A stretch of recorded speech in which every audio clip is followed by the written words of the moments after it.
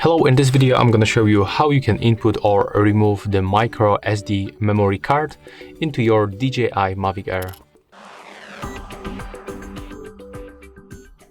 Okay, so first of all we have to locate this plastic cover, and when you do this, we just have to remove this cover, and this card is located right here. So there's also the small instruction how to put it, this SD card. So we have to put it in this position like that. Let's try to do this right now. To put it inside, you can use your fingernail, and as you can see right now, the SD card is inside. To remove it, you can just do the same.